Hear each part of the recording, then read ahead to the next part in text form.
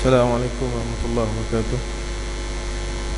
Alhamdulillah rabbil alamin, wassalatu wassalamu ala Rasulillah wa ala alihi wa sahbihi ajma'in. Qala bi shrah li sadri wa yassir li amri wahlul 'uqdatam min lisani yafqahu qawli. Amma ba'd. Alhamdulillah, syukur kepada Allah Subhanahu wa taala yang izin dan limpah serta kasih sayang Allah Subhanahu wa taala masih lagi diberikan kesempatan, peluang dan ruang untuk sama-sama melakukan ketaatan kepada Allah Subhanahu Wa Taala di samping meningkatkan ilmu supaya kita lebih mencintai Allah dan Rasulnya dengan lebih yakin kan kebenaran yang dibawa oleh Nabi Muhammad sallallahu alaihi wasallam. Dan kita membicarakan sirah-sirah Nabi sallallahu alaihi wasallam, mudah-mudahan ada manfaat atas apa yang kita pelajari insya-Allah.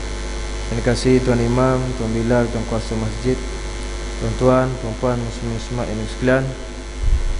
InsyaAllah pada malam ini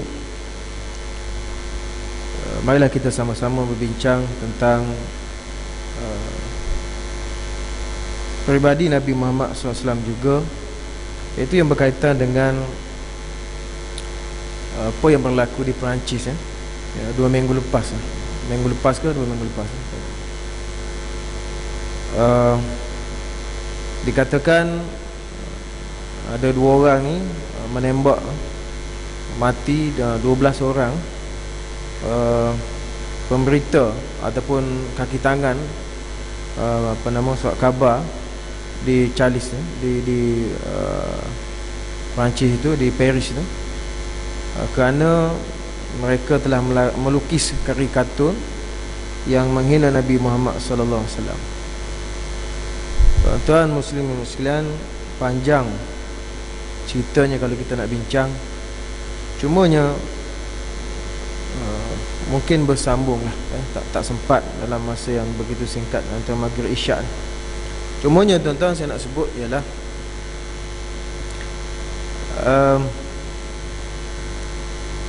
benarkah itu tindakan orang Islam, atau ia sebagai suatu alasan untuk memungkinkan dilakukan kezaliman terhadap orang-orang Islam yang berada di Perancis ataupun di tempat-tempat yang lain.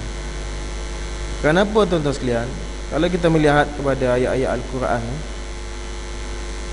yang Allah SWT perintahkan kepada Nabi Muhammad SAW supaya sentiasa memaafkan orang yang bersalah. Dan saya pun dah tanya kawan-kawan, sahabat yang lebih arif, yang lebih berilmu daripada saya, dan saya tengok beberapa tulisan, antaranya kitab yang tulis oleh Dr. Abu Salah Al-Asnawi tentang hukuman terhadap orang yang menghina Nabi SAW. Tapi mungkin malam ni tak sempat kita nak bincang. Cuma adanya mengatakan bahawa jumhur ulama mengatakan kalau orang Islam menghina Nabi, dia mesti dibunuh. Kalau orang Islam menghina Nabi, dia mesti dibunuh.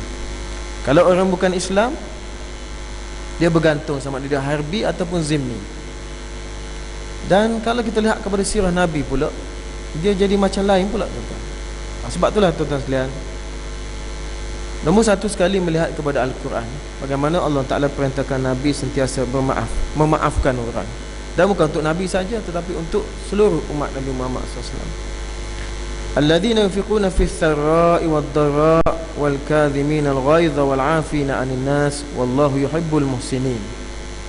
Iaitu orang yang menafkahkan hartanya baik di waktu lapang maupun sempit, dan orang yang menahan amarahnya dan memaafkan kesalahan orang. Allah menyukai orang yang berbuat kebajikan. Surah yang lain, surah Al-Baqarah, wa anta'fu aqrabu littaqwa. Dan pemaafan kamu itu lebih dekat kepada takwa. Wal ya'fu wal yasfahu, dalam surah An-Nur, dan hendaklah kamu memaafkan dan berlapang dada. Dalam surah Asy-Syura, faman 'afa wa aslaha fa ajruhu 'ala Allah. Maka siapa memaafkan dan berbuat baik, maka pahalanya atas tanggungan Allah, dan sesungguhnya dia tidak menyukai orang yang zalim. Dalam surah Fussilat, wala tastawil hasanah wala sayyi'ah idfa' billati ahsan fa idzal ladzi bainaka fa idzal ladzi bainaka wa bainahu adawatun ka'annahu waliyyun hamim. Dan tidaklah sama kebaikan dan kejahatan. Tolaklah kejahatan itu dengan cara yang lebih baik. Maka tiba-tiba orang yang di antaramu dan antara dia ada permusuhan, seolah-olah menjadi teman yang sangat setia. Sebab apa? Sebab kita maafkan.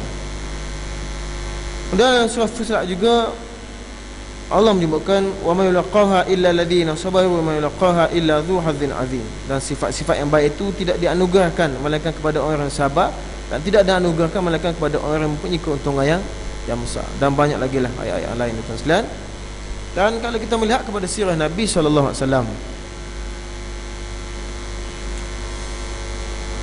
ada banyak lah tuan sekalian, banyak 20 lebih kalau saya tengok, yang saya sempat tulis lah, sempat kumpulkan ada 20. Itu di kalangan Nabi saja. Untuk itu Nabi saja, tidak termasuk sahabat lagi. Nabi saja. Bagaimana Nabi SAW bersifat lapang dada, pemaaf, dan sangat menunjukkan kasih sayang kepada orang yang mencaci beliau. Tapi kalau kita tengok dalam kitab-kitab yang agak baru ni, yang baru lah, tapi setakat ni saya tengok tak ada lagi. Kalau riwayat Bukhari dan Muslim tu, antaranya Abu Daud ada, mengatakan bahawa Nabi SAW memerintahkan bunuh pada orang yang menghina Nabi, sama ada dia bertaubat ataupun tidak. Sedangkan kalau ikutkan perkara-perkara yang tidak diterima taubat ni, syirik je. Innallaha la yaghfiru an yushraka bihi, ya. Allah Taala tidak menerima, tidak mengampun orang mengampunkan dosa-dosa syirik. Yang lain tu Allah Taala ampun. Jadi tuan-tuan sekalian, sebab itulah kalau kita merujuk kepada sirah Nabi sallallahu alaihi wasallam, yang pertama kalau kita tengok apa yang berlaku pada Nabi SAW di Taif. Yang berlaku pada Nabi SAW di Taif, tuan-tuan sedia maklum, Nabi SAW pergi ke Taif dengan Zaid bin Harisah. Kemudian diperintahkan oleh pembesar-pembesar Taif itu supaya membalik Nabi SAW dengan batu sehingga berdarah. Nabi SAW dan Zaid menjadi benteng kepada Nabi SAW.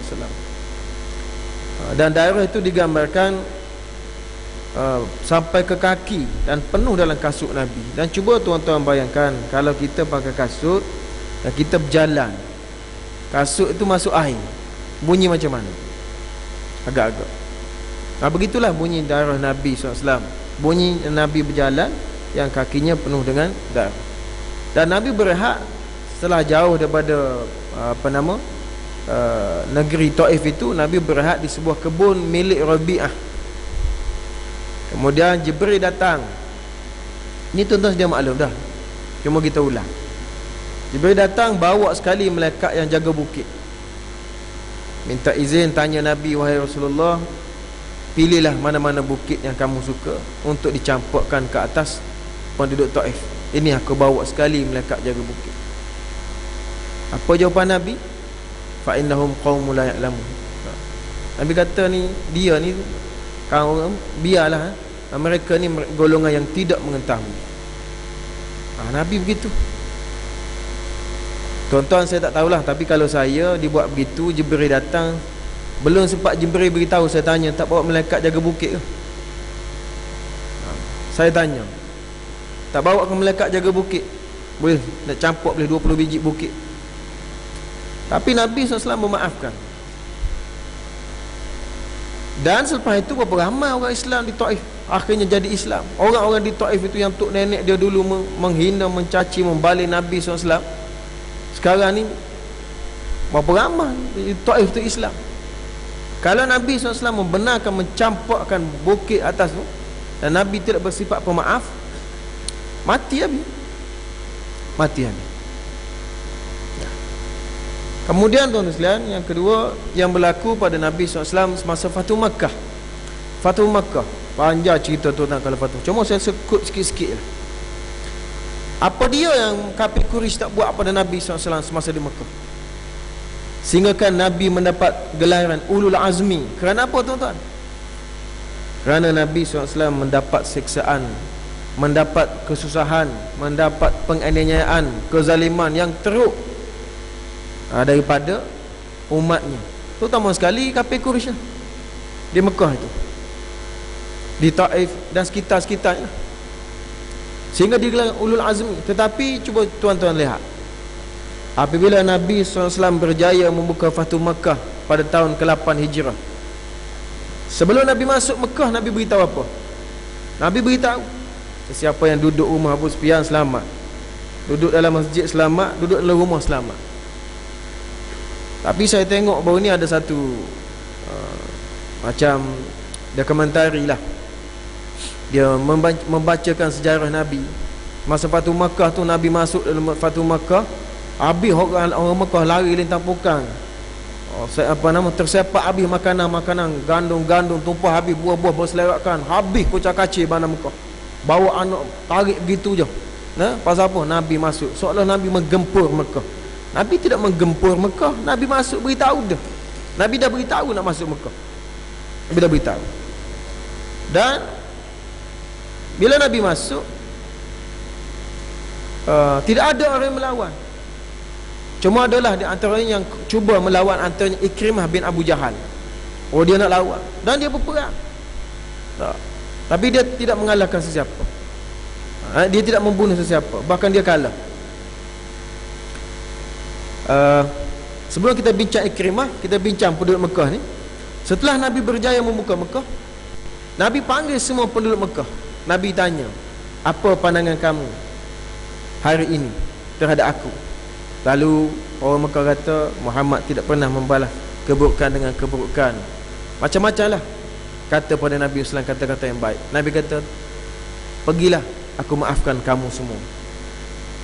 Nah, banyak ni tuan-tuan, kalau nak 20 saya kumpul. Antaranya saya baca dalam kitab Ensiklopedia Sirah Afzalur Rahman jilid yang pertama. Dia dalam bab sifat pemaaf Nabi SAW. Tengok tuan-tuan sekalian, Nabi buat apa? Nabi biarkan. Bahkan bila katakan begitu, semua pakat masuk Islam. Nabi tak suruh masuk Islam. Cuma kalau kita lihat dalam hukum-hukum yang mensuruh bunuh orang kafir, orang kafir menghina Nabi ni, kalau dia tak nak masuk Islam, kalau nak masuk Islam tak boleh bunuh. Ni Fatu Makkah ni Nabi tak suruh masuk Islam, Nabi maafkan, Nabi suruh pergi, tapi dia sendiri masuk Islam. Nabi bersifat pemaaf. Kemudian Ikrimah tadi tuan-tuan sekalian lari ke Yaman. Lari, dia boleh lari, tetapi dipujuk oleh isteri dia. Isteri dia Islam, isteri dia sudah Islam, pujuk balik. Ikrimah di antara orang yang Nabi SAW perintahkan supaya dibunuh sebab dia jahat pada Nabi SAW. Ikrimah ni siapa? Anak Abu Jahal. Tapi bila datang depan Nabi, minta maaf, Nabi maafkan, dan Nabi tak suruh masuk Islam, dan akhirnya dia masuk Islam. Begitu. Padahal Nabi perintahkan, adalah beberapa orang yang Nabi perintahkan kepada sahabat, kalau jumpa orang ni bunuh dia. Di Mekah ni Nabi suruh bunuh orang-orang yang tertentu ni, antaranya Ikrimah bin Abu Jahal. Nabi suruh bunuh kalau dia jumpa di Mekah. Tapi Ikrimah lari. Tetapi bila datang pada Nabi minta maaf, Nabi terima maaf dia, dan dia masuk Islam. Nabi sangat pemaaf. Kemudian ada seorang lagi tuan-tuan yang sangat jahat. Dia Habir bin Al-Aswad. Habir bin Al-Aswad ni, dia ni jahat sangat. Jahat. Dialah orang yang memukul menebas kaki unta yang dinaiki oleh Zainab masa Zainab nak pergi ke Madinah, dalam rangka hijrahnya ke Madinah setelah suami dia Rabi'ah ditawan di Badar, dan panjang cerita yang tu pula tuan-tuan sekalian. Habir ni dia tetak kaki unta, jatuh Zainab. Bila Zainab jatuh, masa tu Zainab sedang mengandung. Keguguran Zainab, turun darah. Dan sebab itulah Zainab, sakit itu menyebabkan sampai terbawa sampai mati. Disebabkan jatuh dari unta tu sampai mati. Ringkas cerita tuan-tuan sekalian, semasa Fatu Makkah, Habir ini Al-Aswad ni masuk Islam. Sebelum tu lagi Nabi sudah maafkan dan dia pun masuk Islam. Bayangkan tuan-tuan sekalian, Zainab itu anak Nabi SAW, anak sulung Nabi yang banyak berjasa pada Nabi SAW, yang banyak macam lah. Kalau kita nak bincang itu pula panjang pula. Tetapi apa nama ni, Habir ni dia tetap unta tanpa jatuh Zainab. Dan orang yang membela Zainab pada masa itu ialah Hindun. Hindun, emak Muawiyah, isteri Abu Sufyan. Hindun kata, kamu ni pondan berlaku. Dengan orang perempuan kamu berani lawan Muhammad di Badar, kalah. Dengan perempuan beranilah kamu, tunjuk keberanian kepala apa. Kalau gitu, biarlah dia pergi nak jumpa ayah dia. Hindun baik, dia tak ada masalah. Cuma dia tak suka dengan Nabi SAW, itu masalah lain. Tapi dalam hal-hal kemanusiaan, dia tetap manusia biasa, ada perasaan. Jadi Habir ini yang begitu jahat sampai anak Nabi mati, meninggal sebab jatuh unta, sebab keguguran itu, Nabi maafkan dia dan akhirnya dia masuk Islam. Nabi ini yang berlaku di Mekah, tuan-tuan. Dan tuan-tuan sedia maklumlah di Mekah ni Nabi macam mana dibaling dengan apa nama najis unta. Dia letak najis unta masa tu dan sujud, dia cekik sampai tak sesak nafas, dipukul sampai Abu Bakar mempertahankan dia sampai pengsan. Tapi bila Fatu Makkah, Nabi maafkan semua. Tadi tuan-tuan sekalian banyak lagi ni. Cuma saya nak kaitkan dengan isu yang di Perancis itu, tuan-tuan. Si kafir ni loki kata Nabi, buat kata Nabi yang menghina Nabi SAW. Lalu orang Islam ni tak tahulah betul ke tidak dia tu orang Islam, ataupun tak tahulah. Tapi kalau dia orang Islam, kalau dia tahu sejarah Nabi tak benarkan. Saya rasa Nabi tak benarkan buat.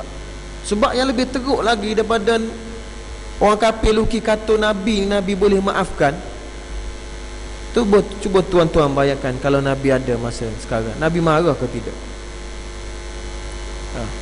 Ni luki kata ni, hak di Mekah tu, cekik, campur najis atas belakang Nabi tengah solat, sampai anak Nabi mati, sampai pecah berdarah muka, macam-macam lagi. Abu Sufyan dalam perang Badar, dalam perang Uhud, kejar Nabi sampai atas bukit Uhud, kejar sampai Nabi lari dengan Abu Bakar, Umar naik atas bukit Uhud, dikejar oleh Abu Sufyan. Khalid Al-Walid bunuh sampai 80 orang mati syahid dalam perang Uhud. Masuk Islam belaka tu, Abu Sufyan masuk Islam, Khalid Al-Walid masuk Islam. Itu bukan setakat menghina Nabi, tuan-tuan, cuba membunuh Nabi SAW. Yahudi Bani Nadir, apa yang dia tak buat pada Nabi? Bani Nadir dibunuh, dipancung 300 orang atau hingga 400 orang. Itu sahih dalam Bukhari. Bani Qainuqa, Bani Nadir, Bani Quraizah dipancung, Bani Nadir tidak. Bani Nadir dihalau keluar. Dia berapa kali nak bunuh Nabi, Bani Nadir ni. Dia letak batu, rumah dia 2 tingkat, dia panggil Nabi sebagai rumah dia konon-konon nak buat bincang suatu masalah. Dia nak campur batu atas kepala Nabi. 2 kali dia cuba buat begitu. Akhirnya Nabi kepung perkampungan dia, Nabi halau keluar pada Madinah. Nabi tak bunuh. Tapi yang ni, tuan-tuan, dibunuh dan mati 12 orang mati. Bila kalau tuan-tuan baca surat khabar tu, sebelum dia tembak tu, dia kata, kami menuntut membalas dendam untukmu wahai Rasulullah. Allahu Akbar. Dia pun tembak. Mampu kawan tu, 12 orang. Tuan-tuan sekalian, banyak benda kita nak bincang. Ini kerja orang Islam ke kerja siapa? Ataupun kerja orang Islam yang benar-benar beriman ke tidak? Kalau orang Islam, dan selepas 2 hari pada tu, dia yang menembak tu, 2 orang tu dibunuh juga, ditembak, dibunuh, dan dikebumikan satu tempat rahsia yang tidak ada seorang pun dibenarkan menghadiri pengkebumiannya. Pasal apa? Aku akan pergi ziarah kubur dia. Nanti Kalau pergi ziarah kubur dia boleh keluar pula, pergi bunuh pula orang lain pula. Kalau dah mati pergi ziarah, bagilah orang nak tengok. Tak, ni tak benar kan? Ada ke tak ada mayat tu? Ada ke tak ada? Mohon tuan-tuan sekalian, pada saya lah, saya tidak ada bukti, tetapi bukti saya adalah apa yang Nabi sallallahu alaihi wasallam buat. Kalau sekadar bukan maksud saya setuju orang kafir luki kartun hina Nabi ni. Cuma saya nak kata, nak dibandingkan dengan kafir Quraisy buat, yang Taif buat, yang Habib buat, yang Khalid buat, yang Abu Sufyan buat pada Nabi masa dia kafir tu, masa dia jahiliah tu, lebih teruk daripada yang dibuat oleh pelukis-pelukis kartun. Cuba tuan-tuan bayangkan, bila 12 orang ni mati sebab dia lukis kartun, orang lain tak pandai dia kena lukis kartun. Orang lain tak reti, dalam dunia ni 12 orang ni je yang pandai lukis kartun. Orang lain tak pandai. Tak tuan-tuan, kesan dia teruk tuan-tuan. Kesan dia selepas dibunuh 12 orang tu, umat Islam di Perancis susah. Masjid dibakar, 4 buah ke 5 buah masjid dibakar. Polis terpaksa berkawal di setiap rumah ibadat. Dan ada satu masjid tu dibakar dan dicampur bangkai babi dalam masjid, tuan-tuan. Bangkai babi dalam masjid. Orang Islam susah, takut nak berjalan seorang, takut kena pukul dan sebagainya. Ni tujuan dia, tuan-tuan. Tujuan dia sebenarnya bila dia buat begitu, ada alasan untuk supaya Islam ni boleh diganyang, boleh dihentam, boleh tindas. Pasal dia kata orang Islam dulu yang bertindak kasar, kawan ni cuma lukis kartun. Dia di Perancis ni dia demokrasi, dia tak kira kebebasan bersuara, dia tak kira, itu undang-undang dia boleh. Jadi tuan-tuan sekalian, bukan sahaja di Perancis, di Nigeria selepas itu 40 buah gereja dibakar, berlaku kerusuhan. Apa pula dengan IS ni? Sehari dua ni sibuk dengan Jepun. Ni nak sembelih orang Jepun. Saya telefon kawan tadi tanya, dia kata yang IS pun tak tahu betul ke tidak pasal bayang. Saya tak tengok lagi. Katanya dalam stadium tu bayang entah ke mana, macam-macam lah bendanya. Dan kalau lah IS tu dia buat, kalau dia kata dia orang Islam, tapi dia tak betul sebab itu bukan cara Nabi. Kalau begitu, pasal apa tuan-tuan? Pasal sembelih orang ni, sembelih binatang pun Nabi SAW larang. Makruh sembelih binatang di depan binatang lain.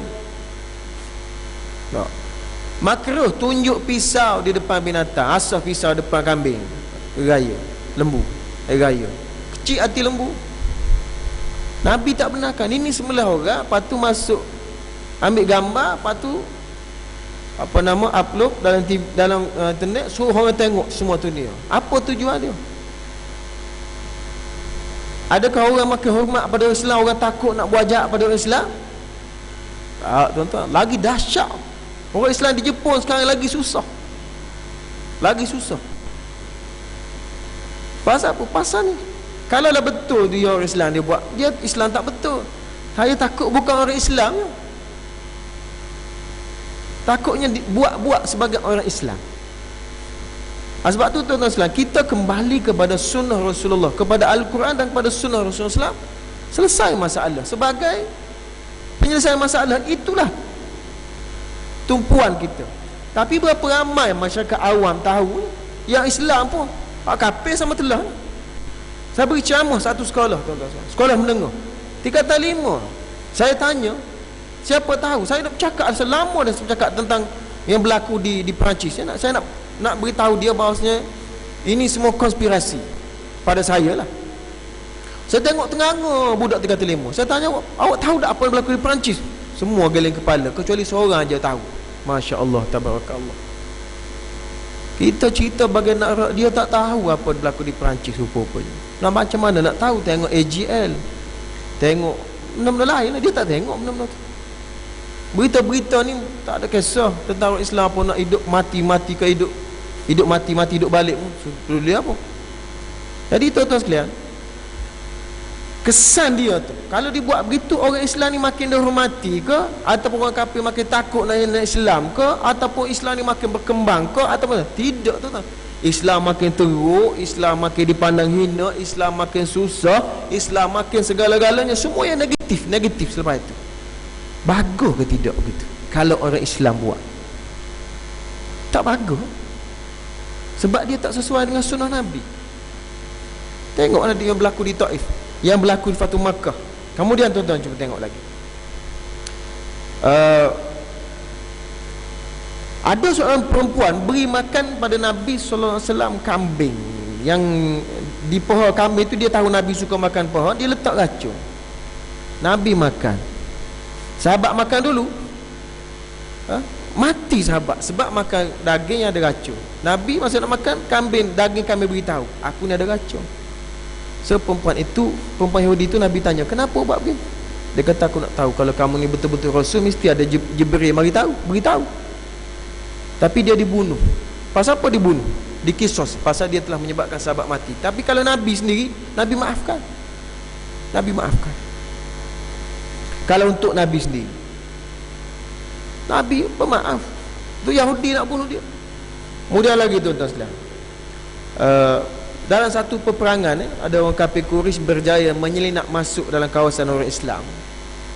Kemudian Nabi masa tu agak duduk jauh sikit dengan sahabat. Dia ambil, ini cerita masyhur, cerita glamour juga dalam radio selalu sebut dalam hakim. Dia ambil pedang, dia letak pedang di leher Nabi. Dia tanya, wahai Muhammad, siapa boleh menyelamatkan kamu daripada mati hari ini? Kan tuan-tuan dah biasa dengar kan? Kata Nabi SAW, Allah. Terduduk, jatuh. Itu mukjizat Nabi. Jatuh pedang, terduduk dia. Nabi pun ambil pedang pula, Nabi letak di leher dia. Dan kamu, siapa boleh menyelamatkan kamu daripada mati? Dia kata, Muhammad tidak pernah membalas keburukan dengan keburukan. Nabi kata, pergi balik. Kalau saya cincang 22. Pasal giliran kita tanya apa, bos? Tadi sedap dia tanya kita. Ni giliran kita. Saya kerak sungguh kalau saya. Tapi Nabi SAW suruh balik begitu. Arabi datang di Madinah, Badui datang, tarik kain selendang Nabi, merah tengkuk Nabi. Umar kata, wahai Rasulullah, biar aku kerak kepala dia ni. Nabi kata, biar, kita tengok dia nak apa. Dia kata, wahai Muhammad, beri harta Allah yang ada pada kamu. Nabi pun beri satu ekor unta penuh dengan kurma. Nabi tanya, cukup dah? Tak cukup, beri lagi. Dia kata, Nabi pun beri lagi, seekor lagi unta. Dia buat 2 ekor unta penuh dengan gandum. Nabi kata cukup. Dia kata cukup. Nabi pun kata, sebelum kamu balik, katalah dengan kata-kata yang baik kepada sahabat. Pasal dia marah tadi kamu buat begitu pada aku. Dia pun kata, sebelum aku datang ke sini, tidak ada negeri yang paling aku harapkan kehancurannya dan kemusnahannya kecuali negeri ini. Tetapi selepas hari ini, tidak ada lagi negeri yang paling aku harapkan keamanannya kecuali negeri ini. Dan tidak ada orang yang paling aku benci sebelum ini, yang paling aku harapkan kematiannya cepat-cepat kecuali engkau. Tetapi selepas hari ini, tidak ada orang yang paling aku harapkan panjang umur dan sihat sejahtera dalam dunia ini kecuali engkau. Asyhadu an la ilaha illallah wa asyhadu annaka Muhammad Rasulullah. Masuk Islam. Dah kalau dia biarkan senama maka kepala dia tadi, tak sempat masuk Islam.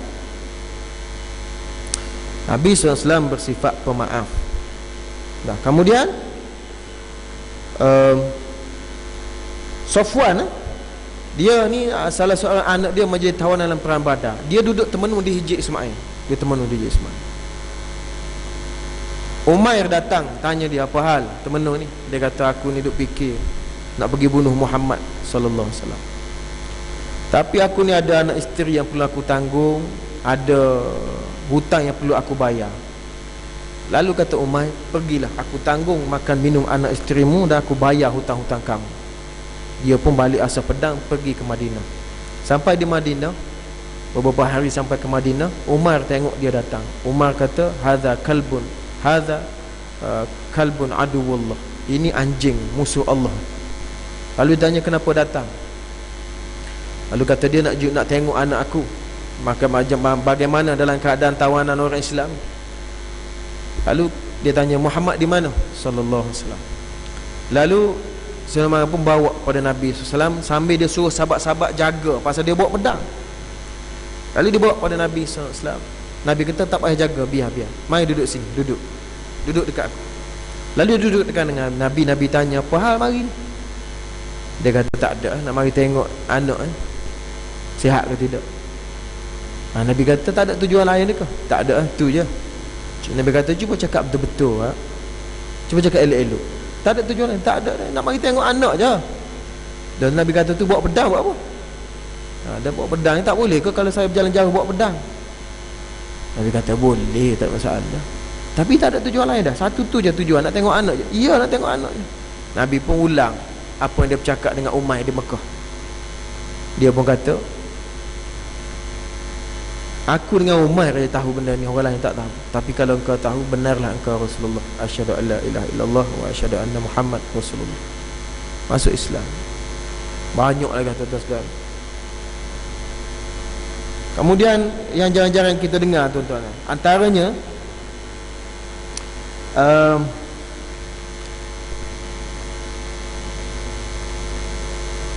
Samamah bin Atal. Dia ni ketua kabilah Bani Hanif. Dia ni memberontak terhadap Nabi sallallahu alaihi wasallam. Selepas Fatu Makkah dah ni, walaupun kabilah lain telah bergabung dengan Nabi sallallahu alaihi wasallam, dan akhirnya dia ditangkap. Bila dia dapat ditangkap, Nabi tanya dia. Beberapa kali Nabi tanya, "Pas apa kamu nak apa sebenarnya?" Dia jawab, "Ya Muhammad, jika engkau membunuh aku, engkau telah membunuh pembunuh. Jika engkau memaafkan aku ataupun menunjukkan belas kasihan pada aku, engkau akan dihormati. Dan jika engkau menuntut ganti rugi, aku akan bayar." 3 hari Nabi tanya soalan yang sama, 3 kali juga dia jawab soalan yang sama macam ni. Lalu Nabi pun tak apalah, Nabi kata tak apalah, aku maafkan kamu, pergi baliklah. Sebab itu dia pun masuk Islam. Dan bila dia masuk Islam, ya, selepas perang Badar, bila dia masuk Islam, dalam berlakulah satu kes apa nama ni, kekurangan makanan di Mekah. Dan orang Mekah ni terpaksa beli makanan daripada kabilah Bani Hanif ni. Dan ketua dia adalah Samamah ni. Oleh kerana kafir Quraisy ni masih lagi ini peristiwa sebelum Fatu Makkah, tuan-tuan, sebelum Fatu Makkah. Oleh kerana kafir Quraisy ni lawan Nabi dan Samamah ni sudah masuk Islam, dia ni penduduk dia ada banyak ni tanah gandum. Dan orang kafir Quraisy banyak beli gandum dengan dia. Jadi orang kafir Quraisy dah kebulu, dah tak ada gandum. Dia tak nak jual pada kafir Quraisy pasal kafir Quraisy lawan Nabi. Lalu kafir Quraisy tulis surat pada Nabi, minta tolong Nabi suruh Samamah ni jual gandum kepada kafir Quraisy. Nabi tulis surat. Nabi kata Samamah jual lah gandum pada musyrikin Quraisy ni. Dia pun jual. Tengok Nabi sallallahu alaihi wasallam. Tapi kes Samamah ni ditangkap walaupun dia lawan Nabi SAW. Nabi SAW memaafkan dia. Dan banyak lagi lah yang lain tuan-tuan sekalian. Cumanya tuan-tuan sekalian, yang berlaku ni, saya nak kaitkan yang berlaku ni, yang menjadi kebimbangan musuh-musuh Allah SWT sebenarnya, apa yang seperti yang diungkapkan oleh seorang padri di Vatikan, mengatakan bahawa Islam terlalu cepat berkembang di Eropah. Islam terlalu cepat berkembang di Eropah. Terutama dia sebut tentang di Itali. Dalam masa 10 tahun, peningkatan lebih daripada 10% orang masuk Islam. 10-20% orang masuk Islam. Makin ramai. Dan dia bimbang. Dia kata orang kafir, dia kata orang Kristian, dia anak tak ramai. Tapi orang Islam dia suka anak ramai. Jadi terpanggil perkembangan terlalu cepat. Walaupun orang tak masuk Islam, tapi anak-anak Islam pun ramai. Tapi oleh kerana baik, orang minat dengan Islam, cepat Islam berkembang di Eropah. Itu dia bimbang tuan-tuan sekalian. Sebab itulah tuan-tuan sekalian, saya lah, kalau kita melihat pada sunnah Nabi sallallahu alaihi wasallam, Nabi SAW sangat pemaaf. Dan berapa banyak tuan-tuan sekalian, berapa ramai orang yang memusuhi Nabi SAW lebih teruk daripada yang buat kartun ni. Akhirnya bila dia masuk Islam, dia jadi orang yang paling kuat pula membela Islam.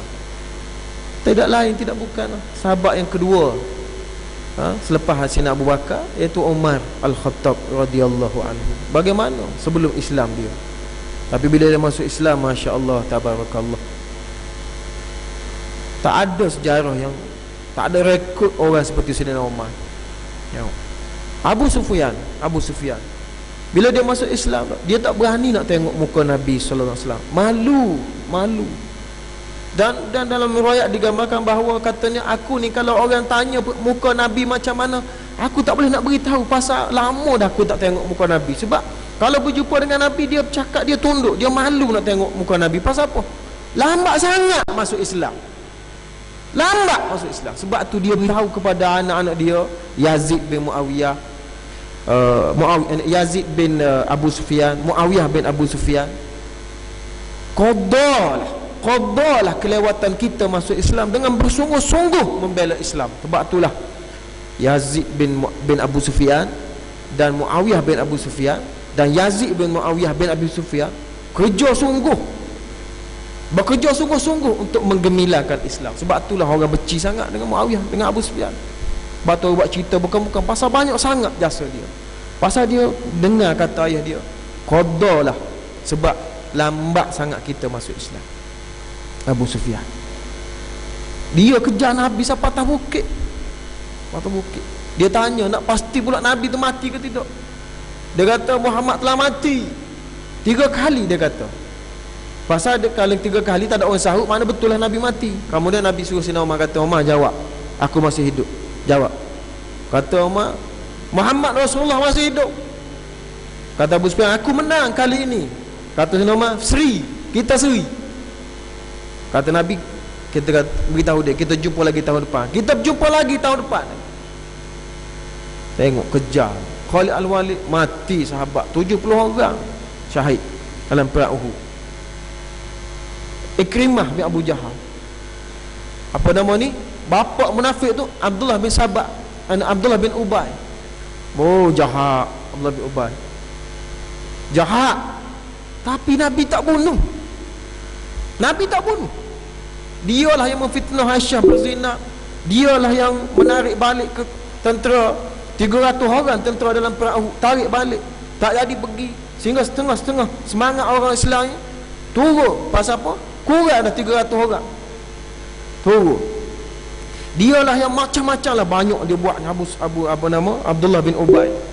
Tapi bila dia mati, Nabi pergi solat jenazah dia. Lepas tu anak dia minta, Abdullah ni ada anak nama dia Abdullah, minta baju Nabi nak kapan untuk ayah dia pakai. Nabi beri.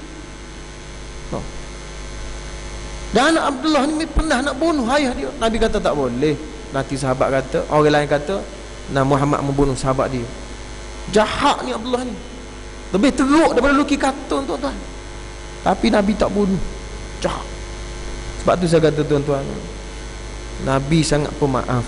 Ia, tuan-tuan, ada jumhur antaranya Imam Hanafi, Imam Maliki, Imam Syafi'i, Imam Hambali mengatakan, kalau orang menghina Nabi SAW, bunuh dia, sama dia bertaubat ataupun tidak.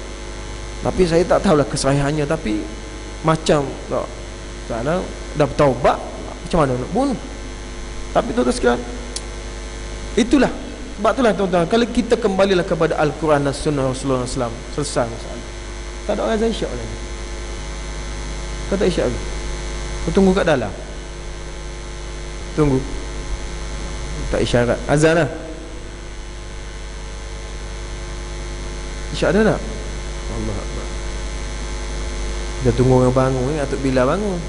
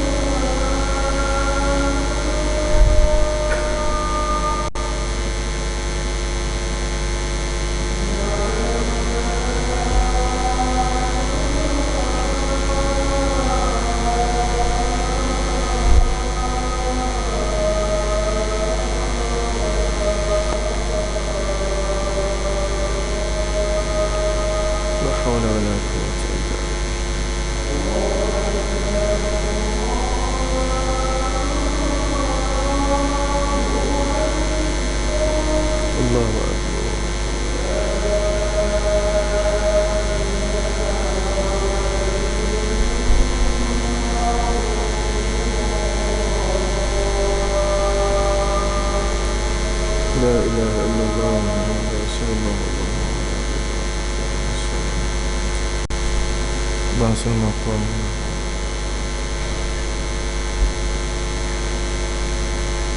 jemaah menyebabkan tuan bila tertunggu-tunggu untuk azan. Saya ingatkan dia lalu itu tak perasan. Sebagai kesimpulan tuan-tuan sekalian, pada saya yang berlaku di Perancis itu adalah konspirasi. Antaranya tuan-tuan sekalian, kalau kita lihat konspirasi ni yang Yahudi buat ni lama dah.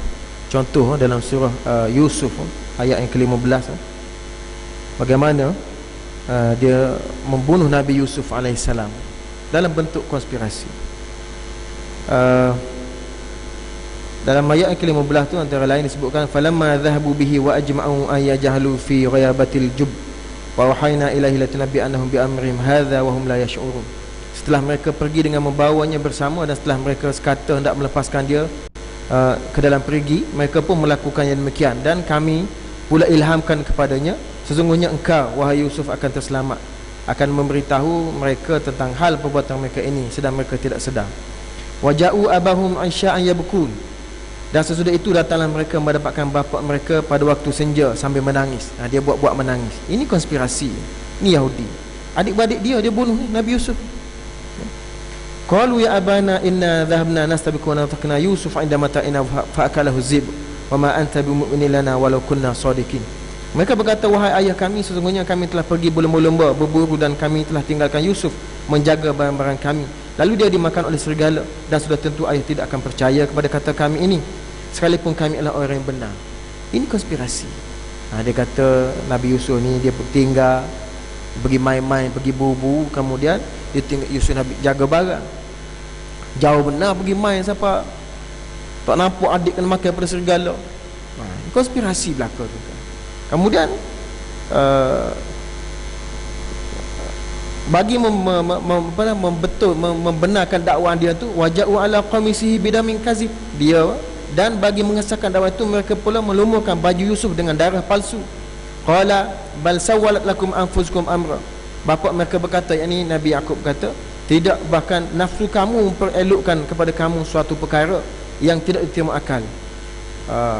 Kalau demikian, fasabrun jamilun, sabarlah aku dengan sebaik-baiknya. Wallahul musta'anu ala ma tasifun, dan Allah jualah yang dipohonkan pertolongannya mengenai apa yang kamu lakukan. Tapi tengok tuan-tuan sifat Nabi. Mana-mana pun sifat Nabi dia pemaaf. Apa Nabi Yusuf buat pada adik-adik dia? setelah Nabi Yusuf berjaya dalam hidupnya menjadi menteri. 12 orang dia, adik-adik dia tu yang tolak Bunyamin, kecuali Bunyamin. Nabi buat apa? Nabi Yusuf buat apa? Adakah Nabi Yusuf penjarakan adik-adik dia? Tidak. Nabi Yusuf maafkan semua adik-adik dia. Itulah sifat Nabi-Nabi. Sifat Nabi-Nabi. Oh, kalau tidak patut benar bunuh dah, pasal dia bunuh Nabi Yusuf. Capok nak pergi. Tak. Lepas tu bila jumpa pula oleh yang musafir ni, jual. Perangai jahat ni jak dulu lagi jumpa anak orang rata lagi jual. Dia buat hamba. Sama. Jadi tuan sekalian, mudah-mudahan kita sama-sama lah mendapat kefahaman. Tapi saya tidak mengajak tuan-tuan untuk menyokong pandangan saya, tapi saya bawa tu berdasarkan sunnah Nabi sallallahu alaihi wasallam. Sirah Nabi sallallahu alaihi wasallam yang sangat memaafkan orang. Bahkan lebih teruk daripada luki katun, Nabi maafkan orang. Sampai nak bunuh sampai baling berdarah-darah. Cuba tuan bayang-bayang. Cuba tuan-tuan fikirkan, bayangkanlah. Kalau Nabi SAW ada. Dan banyak lagi lah contoh-contoh lain yang tak mungkin sempat kita bincangkan dalam masa yang singkat ini. Tapi apapun tuan-tuan sekalian, selepas itu Islam makin teruk. Islam di Perancis makin susah, umat Islam dan sebagainya dibuat. Macam-macam lah tempat berlaku. Bukan makin Islam makin dihormati, bukan makin ditakuti, bahkan makin dibenci. Itulah tujuannya, supaya orang yang buat begitu, supaya Islam ni dilihat pada mata orang yang mula-mula tu nak dekat dengan Islam, tak jadi. Yang benci bertambah benci, yang sudah lama membenci bertindak agresif. Itu tujuannya. Jadi sekadar itu sajalah yang baik dalam kalimat saya. Saya sudah dengan Fadlul Taufiq Hidayah. Assalamualaikum warahmatullahi wabarakatuh. A'udzubillahi minasyaitonir rajim. Bismillahirrahmanirrahim. Alhamdulillahirabbil alamin. Wal 'aqibatu lil muttaqin wa la 'udwana zalimin. Allahumma aftah 'alaina fina zikna fama nabi bi jazakumul anbiya mursalin wa ala alihi wasahbihi ajma'in. Rabbana atina fid dunya hasanatan wa fil akhirati hasanatan wa qina adzabannar. Wa sallallahu ala Muhammadin nabiyil karim wa ala alihi wasallam. Alhamdulillahirabbil alamin.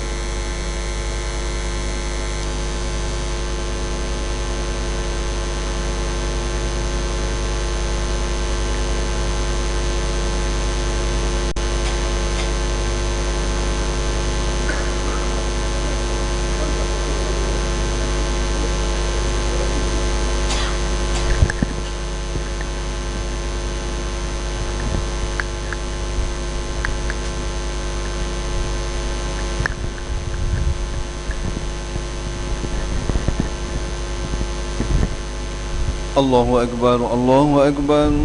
Asyhadu an la ilaha illallah. Asyhadu anna Muhammadar Rasulullah. Hayya 'alas salah, hayya 'alal falah. Qad qamatis salatu, qad qamatis salah. Allahu Akbar, Allahu Akbar.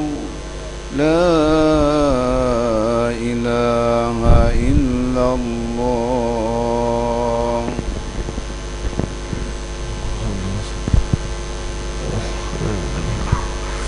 Sawwu sufukum fa inna tasfiyatus sufuf min tamamis salah. Lurus dan rapatkan saf.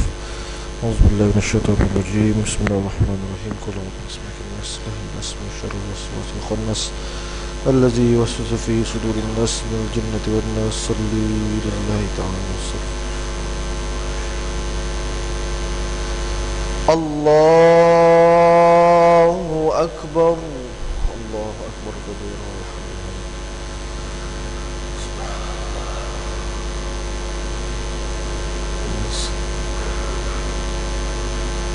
وأحيانا ومماتي لا شريك له.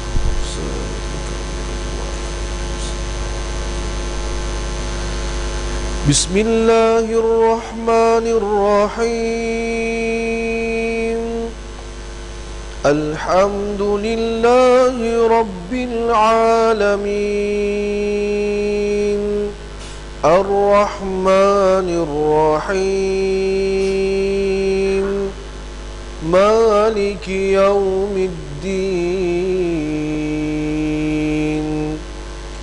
إياك نعبد وإياك نستعين. اهدنا الصراط المستقيم. صراط الذين أنعمت عليهم غير المغضوب عليهم ولا الضالين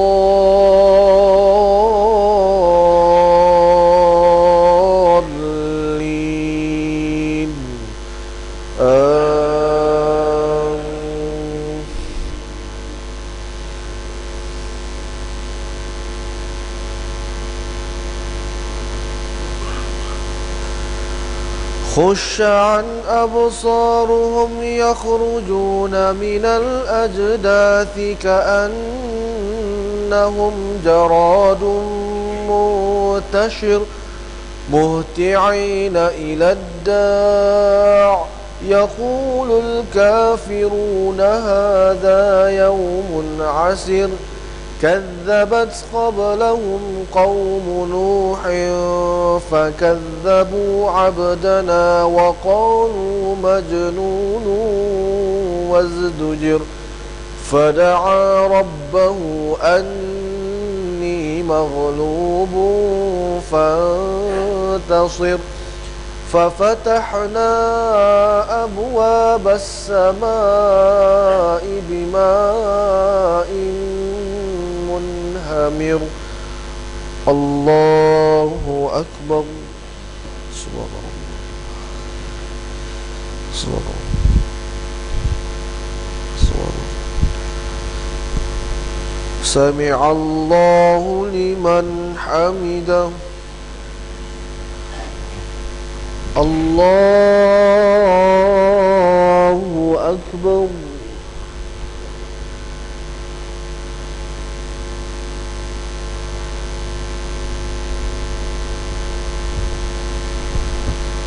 الله أكبر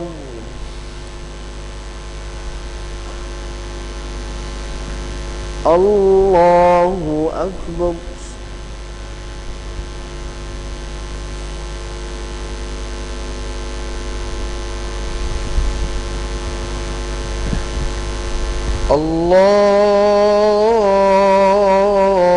الله أكبر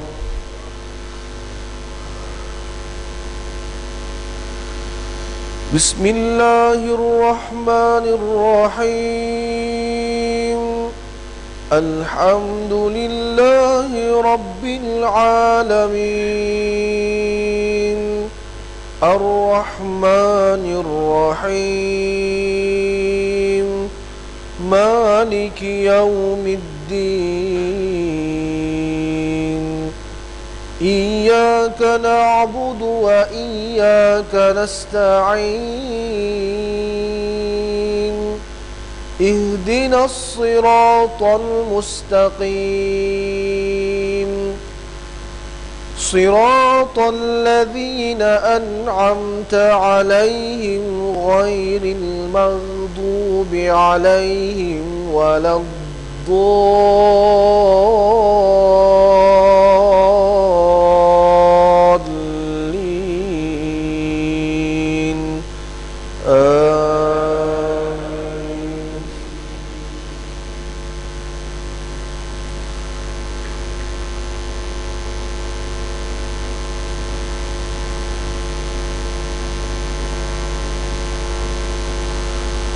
وفجرنا الأرض عيونا فالتقى الماء على أمر قد قدر وحملناه على ذات ألواح ودسر تجري بأعيننا جزاء لمن كان كفر ولقد تركناها آية فهل من مدكر فكيف كان عذابي ونذر ولقد يسرنا القرآن للذكر فهل من مدكر الله أكبر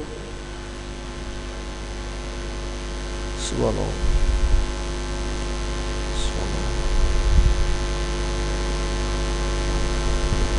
سمع الله لمن حمده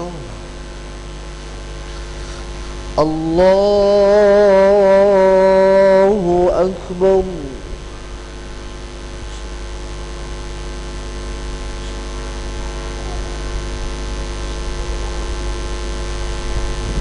الله أكبر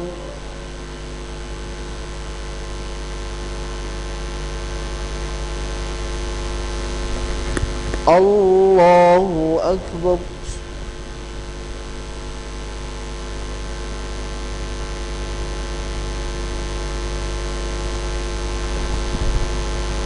الله أكبر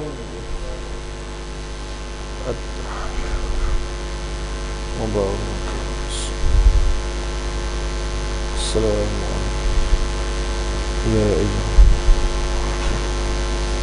الله السلام عليكم وعلى الناس أشهد أن لا أشهد أن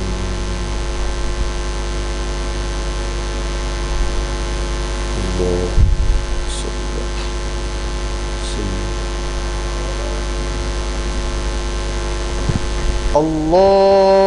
الله أكبر بسم الله الحمد لله رب العالمين الرحمن الرحيم مالك يوم الدين إياك نعبد وإياك نستعين صراط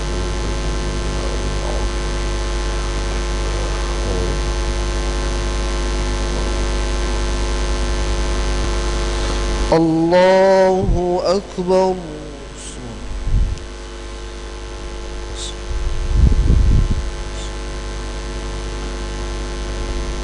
سمع الله لمن حمده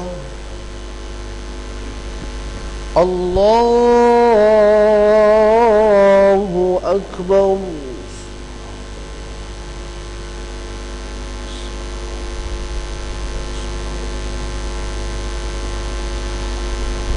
الله أكبر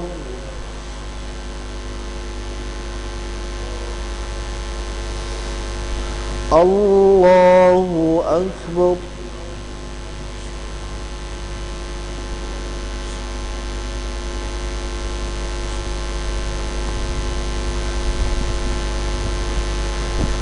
الله أكبر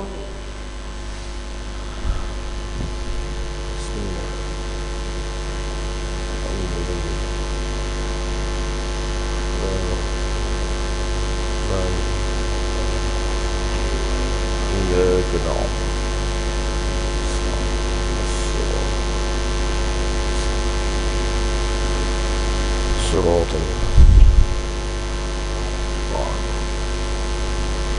غير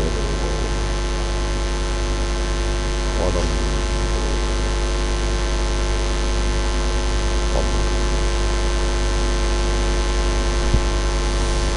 الله أكبر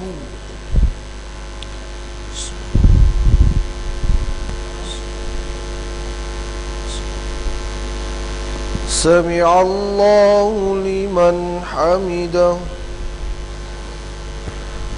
الله أكبر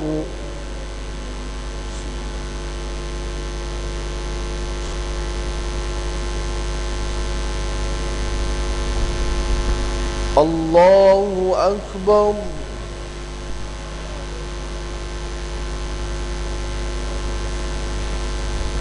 الله أكبر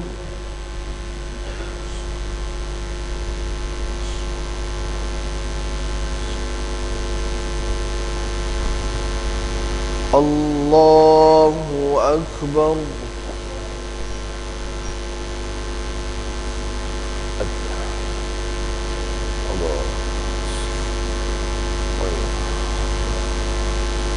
السلام عليكم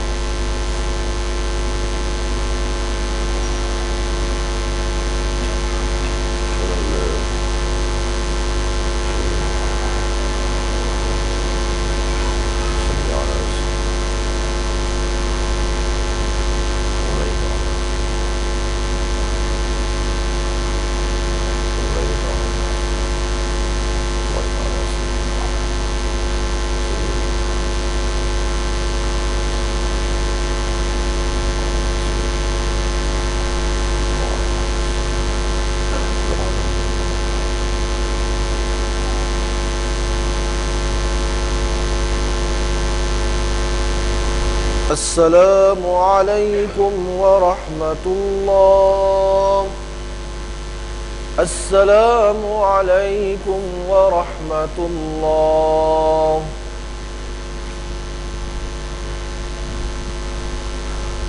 الحمد لله الذي لم يتخذ ولدا ولم يكن له شريك في الملك ولم يكن له ولي من الذل وكبره تكبيرا. استغفر الله العظيم الذي لا إله إلا هو الحي القيوم وأتوب إليه. استغفر الله العظيم الذي لا إله إلا هو الحي القيوم وأتوب إليه. استغفر الله العظيم الذي لا إله إلا هو الحي القيوم وأتوب إليك. الفاتحة. أعوذ بالله من الشيطان الرجيم. بسم الله الرحمن الرحيم. الحمد لله رب العالمين الرحمن الرحيم مالك يوم الدين. إياك نعبد وإياك نستعين. اهدنا الصراط المستقيم صراط الذين أنعمت عليهم غير المغضوب عليهم ولا الضالين. آمين. أعوذ بالله من الشيطان الرجيم. بسم الله الرحمن الرحيم. الحمد لله رب العالمين والصلاة والسلام على أشرف الأنبياء والمرسلين وعلى آله وصحبه أجمعين. اللهم اغفر لنا ذنوبنا ولوالدينا وارحمهم كما ربونا صغارا. اللهم ارحمنا بالقرآن واجعله لنا إماما ونورا وهدى ورحمة. اللهم ذكرنا منه ما نسينا وعلمنا منه ما جهلنا وارزقنا تلاوته آناء الليل وأطراف النهار واجعله لنا حجة يا رب العالمين. اللهم ربنا تقبل منا صلاتنا تامة واغفر لنا ذنوبنا عامة ولا تعذبنا إلى يوم القيامة إنك على كل شيء قدير. اللهم جملنا بالعافية والسلامة وحققنا بالتقوى والاستقامة وأعذنا من موجبات الندامة في الحال والمآل إنك سميع الدعاء. رضيت بالله ربا وبالإسلام دينا وبمحمد صلى الله عليه وسلم نبيا ورسولا. ربنا آتنا في الدنيا حسنة وفي الآخرة حسنة وقنا عذاب النار.